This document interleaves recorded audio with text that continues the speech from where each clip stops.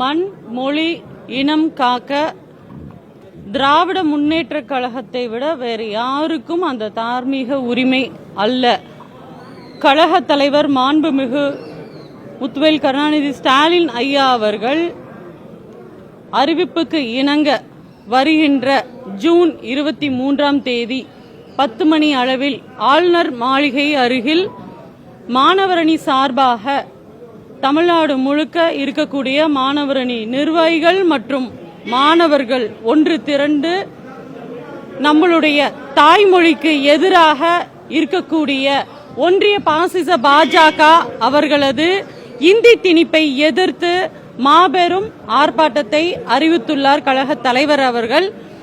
இளம் தலைவர் அவர்களுடைய ஆலோசனைப்படி முழுக்க முழுக்க இது இளைஞர்களாக ஒன்று திரண்டு மாணவர்களுக்காக போராட போகின்றோம். சிபிஎஸ்இ பள்ளிகளில் 9ஆம் வகுப்பு மாணவர்களுக்கு மும்மொழி கொள்கை திணிக்கப்பட்டிருக்கின்றது மற்றும் பிஎம் ஸ்ரீ மாடல் பள்ளி அப்படிங்கிறதன் மூலமாக வெவ்வேறு முகமூடிகளை அணிந்து கொண்டு ஒன்றிய பாசிச பாஜக இந்தியை சமஸ்கிருதத்தை திணிக்க இருக்கின்றது. அதே போல விபிஎஸ்ஏ விக்ஷித் பாரத் சிக்ஸ்தா அதிஸ்தான் அப்படிங்கிற அந்த மசோதா மூலமாக நம்மளுடைய பல்கலைக்கழகங்களின் அதிகாரத்தை ஒரே மசோதா மூலம் அவர்கள் ஒன்றிய அரசு கையாள நினைப்பதை அந்த மசோதாவை திரும்ப பெறவும் இந்த ஆர்ப்பாட்டத்தின் மூலமாக ஒன்றிய பாஜக அவர்களுக்கு இதை அறிவிக்க உள்ளோம். மாணவர்கள் ஒன்று திரண்டு மாணவரணி ஒரு பெரும் போராட்டத்தை வெற்றிகரமான ஒரு போராட்டத்தை இந்த நேரத்தில் நடத்த உள்ளோம். தொடர்ச்சியாக இந்த நீட் தேர்வுக்கு பாதுகாப்பு குறைபாடுகள் இருந்துகிட்டே இருக்கு. அதை பத்தி என்ன கருத்து சொல்றீங்கன்னா அது பத்தி முறையான பதில் சொல்ல மாட்டாங்க மத்திய அரசு. இந்தியாவிலேயே முதல் முறையாக நீட்டுக்கு எதிர்த்து குரல் கொடுத்தது எங்களுடைய கழக தலைவர் மாண்புமிகு தலைவர் அவர்கள் தான் அதை கொடுத்தாங்க. அதற்காக நீட்டுக்காக வேண்டி ஒரே அரசு அப்படின்னு பாத்தீங்க அப்படின்னா அது எங்களுடைய அரசு தான். எங்களுடைய இளம் தலைவர் அவர்கள் தமிழ்நாடு முழுக்க பாத்தீங்க அப்படின்னா உண்ணாவிரதத்தை மேற்கொண்டார். அனிதா அவர்களுடைய நினைவு ஏந்தல் அந்த அன்று நாங்க நீட்டுக்கு எதிர்த்து போராடினோம். அதன் அடிப்படையில் இருந்தே பாத்தீங்கன்னா எதை வேண்டாம் எதை எதிர்க்கணும் அப்படிங்கறது திராவிட முன்னேற்ற கழகம் தீர்மானிக்கிறதோ எப்படி டீலிமிட்டேஷனை எதிர்த்தாங்களோ அதே மாதிரி ஒவ்வொரு விஷயத்தையும் திராவிட முன்னேற்ற கழகம் எங்களுடைய மாண்புமிகு கழக தலைவர் அவர்களும் இளம் தலைவர் அவர்களும் எதை எதிர்க்கின்றார்களோ அதுதான் இந்தியா முழுக்க பின்பற்றக்கூடிய ஒரு வகையில் இருந்துட்டு இருக்கு. அதன் வழியாக தான் நீட் பாத்தீங்க அப்படின்னா 0 எடுத்தாலும் சேரலாம், பிஜிக்கு மைனஸ் மார்க் இருந்தாலும் சேரலாம் அப்படிங்கிற அடிப்படையெல்லாம் ஏமாத்து வேலை.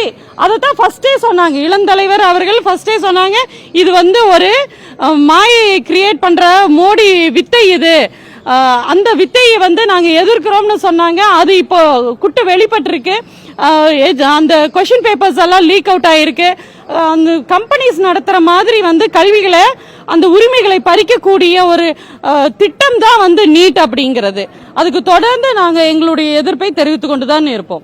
தாவேக அரசு கடந்த திமுக ஆட்சியில் கொண்டு வரப்பட்ட நான் முதல்வன் திட்டம் பெயர் மாற்றம் செஞ்சிருக்காங்க. அதே மாதிரி மே 15க்கு முன்னாடி உள்ள வீடியோக்கள்லாம் அழிக்கப்பட்டிருக்கு ட்விட்டர் இணையதளத்தில். ஏன்னா கடந்த ஆட்சி காலத்தில் நீங்க சொன்னீங்க நான் முதல் திட்டம் மூலம் பல இளைஞர்கள் வேலைவாய்ப்புகள் பெற்று அதே மாதிரி இரட்டை இலக்கத்தில் ஐஏஎஸ் ஐபிஎஸ் குடிமைப்பணி அதிகாரிகள்லாம் தேர்வாகி இன்னமும் அதோட ரிசல்ட் வந்துகிட்டு இருக்கு. ஸோ இதை மாற்றம் எப்படி பாக்குறீங்க? நான் முதல்வன் திட்டம் மூலமாக இதற்கு முன்பாக நம்மளுடைய தமிழ்நாட்டில் இருந்து பாத்தீங்க அப்படின்னா 9ல இருந்து 11 பேர் தான் ஒவ்வொரு தேர்ச்சியும் போதும் தேர்வாகக்கூடியவர்கள் அவ்வளவு ஒரு சிங்கிள் டிஜிட்ல இருந்துட்டு இருந்தது.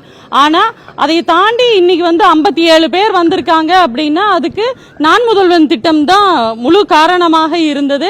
நான் முதல்வன் திட்டம் மூலமாக நல்ல பயிற்சி கொடுத்து அவங்களை அங்கேயே உண்டு உறைவிடம் எல்லாம் கொடுத்து அவங்களுக்கு அந்த மாதிரியான ஒரு ஃபெசிலிட்டிஸ் கோச்சிங் எல்லாம் கொடுத்து அவங்கள தேர்ச்சி அடைய வச்சோம். இன்னைக்கு அவங்க ஸ்டிக்கர் ஒட்டிக்கிறாங்க. ஸ்டிக்கர் ஓட்டுறதுல தான் மன்னர் அப்படிங்கிறது நடிகருக்கு நல்ல பெயர் போன ஒரு விஷயம் ஆயிருச்சு. அப்படியான நடிகர் தொடர்ந்து படத்துல எப்படி அடுத்தடுத்த வேஷம் அடுத்தடுத்த கெட்டப் போடுவாங்களோ அதே மாதிரி எங்களுடைய தலைவர் அவர்கள் கொண்டு வந்த திட்டத்துக்கு வேற வேற கெட்டப் வெற்றி திட்டம், நான் முதல்வன் திட்டம்னா வேற வேற லீடர் திட்டம் அப்படின்னு சொல்லிட்டு வேற வேற பெயர்கள் வச்சுக்கிறாங்களோ தவிர, இங்க இவ்வளவு சொல்றவரு தேர்தலுக்கு முன்பாக தவறான பிரச்சாரங்கள்லாம் கொடுத்தவரு ஏன் டெல்லிக்கு போய் தமிழ்நாட்டில் 42 விழுக்காடு பெண்கள் வேலைக்கு போறாங்க அப்படிங்கிற உண்மையை ஒப்புக்கண்டார்.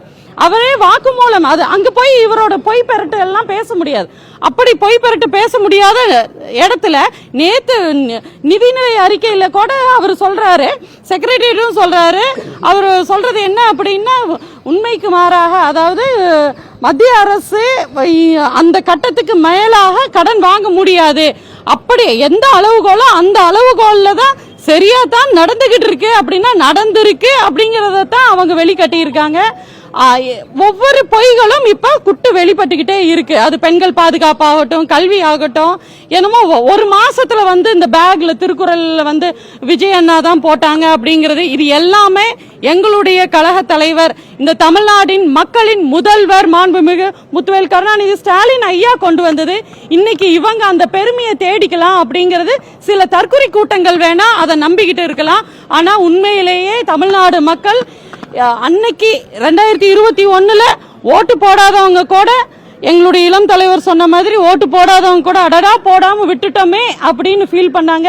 இப்போ நடிகருக்கு ஏண்டா ஓட்டு போட்டோம்னு ஃபீல் பண்ணக்கூடிய நிலைமைக்கு மக்கள் தள்ளப்பட்டிருக்காங்க. நன்றி.